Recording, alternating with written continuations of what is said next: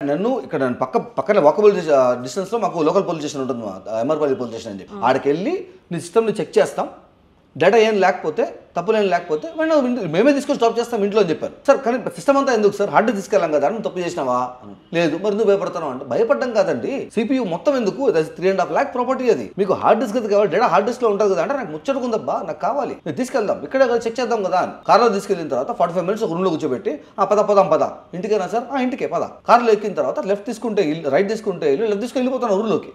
Sir ఇంటికే sir మా ఇల్లు అంటే, ఇంటికే వెళ్దాం, నువ్వు ఉండాల్సిన ఇంటికే వెళ్దాం, నేను తీసుకెళ్లాల్సిన ఇంటికే తీసుకెళ్దాం అని చెప్పి రైల్వే స్టేషన్ తీసుకొచ్చి అబద్ధాలు చెప్పి అక్కడ తీసుకెళ్ళిపోతా అంటే మా నాన్న కాల్ చేసినాడు, పోలీసులు ఎత్తుకెళ్ళిపోతా అంటే వాడు మినిమం రేట్ ఏందండి, ఇంట్లో ఇంటిమేట్ చేయడం, ఇంట్లో వాళ్ళకి ఇంటిమేట్ చేసి ఇలా జరిగింది, టెన్షన్ పడద్దండి, నాకేం కాలేదు, సడన్ గా కొడుకు కనపడకుండా పోయినాడు అంటే ఆడికి పోయినాడు అనుకోవాలి. అందులో ఈ ఫైట్ జరుగుతుంది నాకు, నేను ఉండేది మిడిల్ ఆఫ్ దట్ ఈ మోహన్ బాబు యూనివర్సిటీ పనిచేసే వాళ్ళ బౌన్సర్లు వాళ్ళందరూ చుట్టుపక్కల ఉండే ఇలా మధ్యలో ఉంటాను మా ఇల్లు. మా నాన్నకి భయం, these people are very dangerous people, they are very dangerous people. అలాంటి వాళ్ళతో నువ్వు ఒక్కడ కూర్చొని ఫైట్ చేస్తాను, నాకు లీగల్ సపోర్ట్ లేదు, ఫైనాన్షియల్ సపోర్ట్ లేదు, రోడ్లో కూర్చొని ఫైట్ చేస్తాను, ఎవరా అంటే తప్పు అని చెప్పకపోవడం కూడా తప్పే అని మాడుతున్నాను, చంపేస్తే పరిస్థితి ఏంది అని చచ్చిపోతా, కానీ ఫైట్లో చచ్చిపోవడం మేలు వాడు కాలు పెట్టుకోవడం కన్నా. ఒకడు పనికి పని చేస్తున్నావు రా నువ్వు అని చెప్పిన దానికి వాడు యోగ్ తీసుకునేసి సిస్టమ్ మొత్తాన్ని అబ్యూస్ చేస్తా ఉంటే కూర్చొని చూస్తాను ఉండలేనండి.